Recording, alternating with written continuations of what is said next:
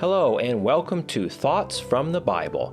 I am Adam Zander and have been serving as a missionary in Romania for over a decade.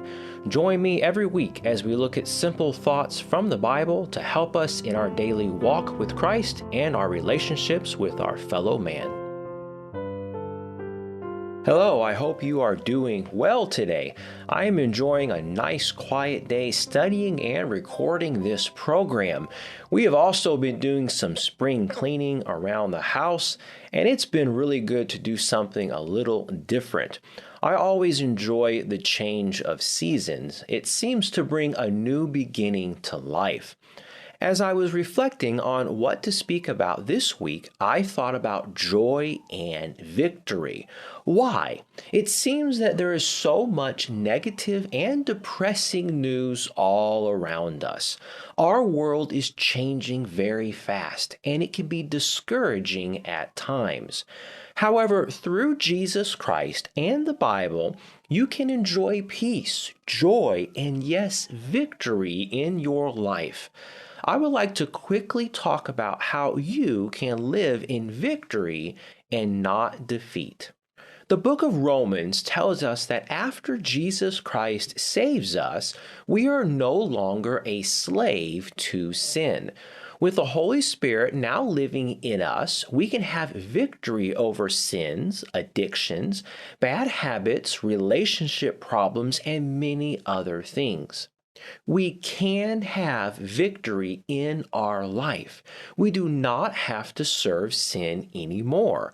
Our verses from the Bible for today are found in 1 Corinthians chapter 15, verses 57 and 58. Let's read those verses.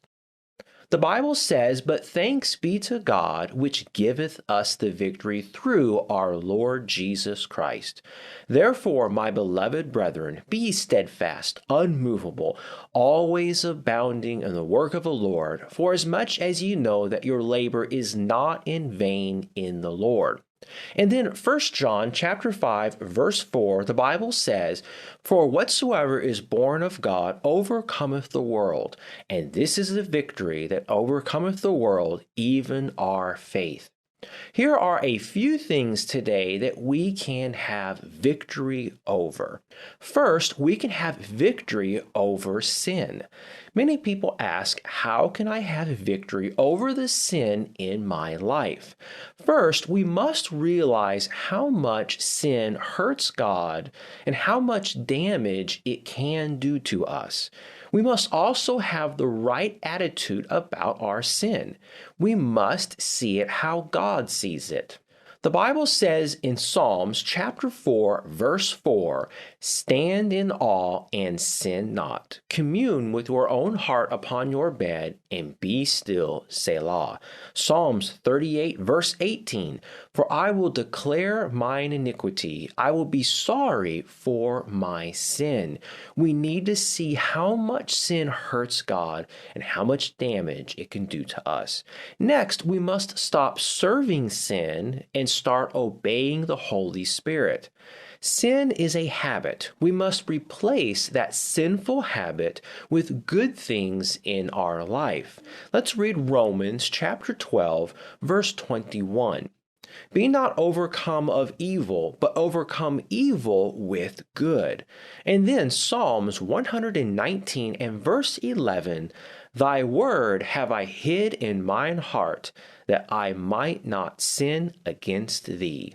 We must stop serving sin and start obeying the Holy Spirit. Third, to stop sinning takes determination. We must purpose in our hearts to stop sinning if we want victory over it. Look what the Bible says in Psalms 39, verse 1. "I said, I will take heed to my ways, that I sin not with my tongue. I will keep my mouth with a bridle while the wicked is before me." Here the Bible says, "I will take heed to my sins, that I sin not with my tongue." We must be determined. 1 Corinthians 15, verse 34 says, "Awake to righteousness and sin not, for some have not the knowledge of God. I speak this to your shame." If we want victory over sin in our life, we must be determined to stop. Second, today, we can have victory over circumstances. The Apostle Paul was in jail many times in his life, in fact, for many years, and eventually was killed for his faith. He endured many hardships, and life's circumstances were not always good in his life. But Paul learned to trust in God and to be contented no matter what life brought. He had victory over life's circumstances. Let's read Philippians chapter 4, verses 11 through 13. The Bible says, "Not that I speak in respect of want, for I have learned in whatsoever state I am therewith to be content. I know both how to be abased, and I know how to abound. Everywhere and in all things I am instructed both to be full and to be hungry, both to abound and to suffer need. I can do all things through Christ, which strengtheneth me." Not only can we have victory over sin, but also over life's circumstances. There are many problems and troubles in this life. Life has its ups and downs, good days and bad days. Circumstances in life can be very hard. Sometimes we don't understand why God allows them. Many people get disturbed greatly when things don't go the way they planned them. But God can give us victory in this life. Simply trust in Him. He knows what He is doing. So God can give us victory over life's circumstances. Third, today, we can have the victory over earthly things. It is easy to want more and more material possessions. Instead, we need to have our eyes on things in heaven and not things on earth, eternal things and not temporary things. This is very hard to do, but it is possible. We can have the victory over coveting earthly things. Let's read 2 Corinthians chapter 4, verse 17 and 18. "For our light affliction, which is but for a moment, worketh for us a far more exceeding and eternal weight of glory, while we look not at the things which are seen, but at the things which are not seen. For the things which are seen are temporal, but the things which are not seen are eternal." We are told not to love the things of this world. Yes, we need many of these things to survive, but material things can also trap us. We can be free from coveting things and have victory over them. Let's read Philippians chapter 3, verses 19 and 20. The Bible says, "Whose end is destruction, whose God is their belly, and whose glory is in their shame, who mind earthly things. For our conversation is in heaven, from whence also we look for the Savior, the Lord Jesus Christ."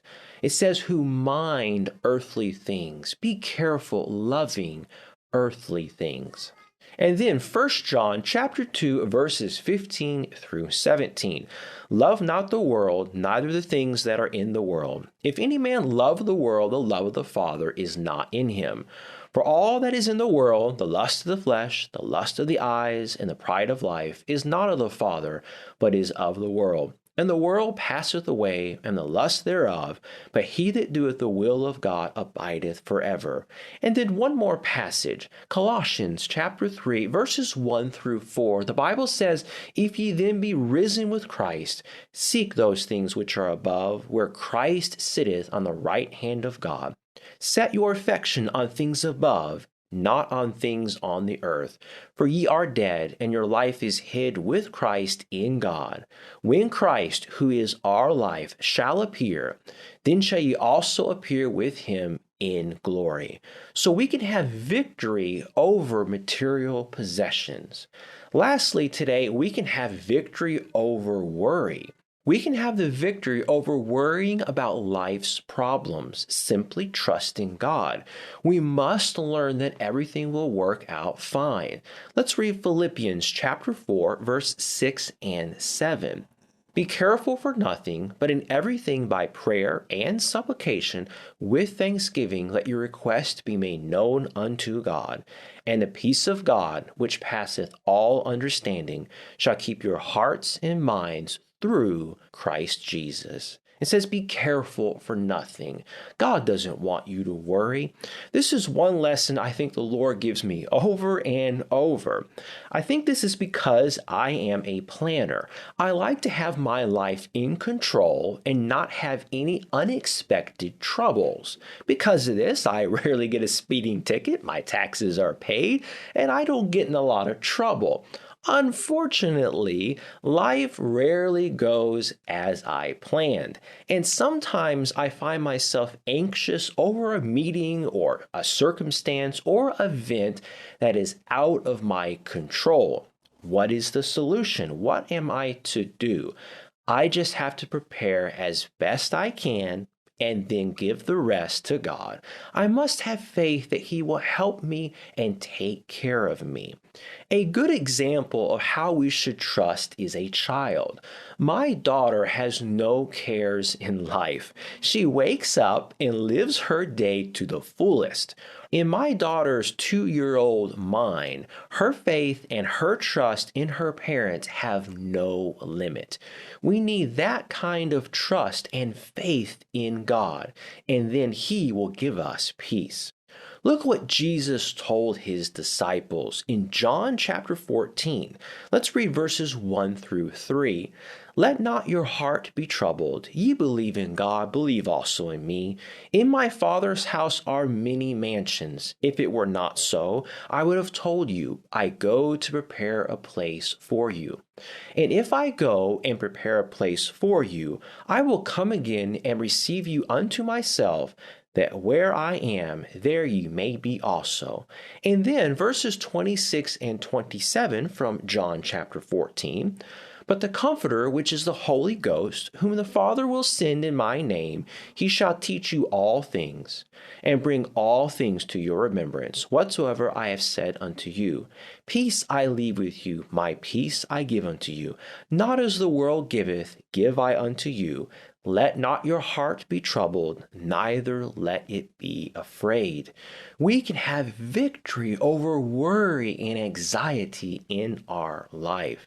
We can have victory as a child of God. God wants you to live a victorious life for Him. We can have victory over the sin in our life. We can have victory over life's circumstances.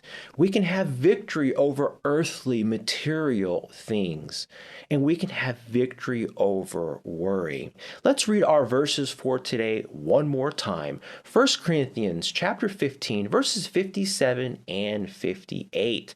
The Bible says, but thanks be to God, which giveth us the victory through our Lord Jesus Christ. Therefore, my beloved brethren, be ye steadfast, unmovable, always abounding in the work of the Lord, for as much as ye know that your labor is not in vain in the Lord.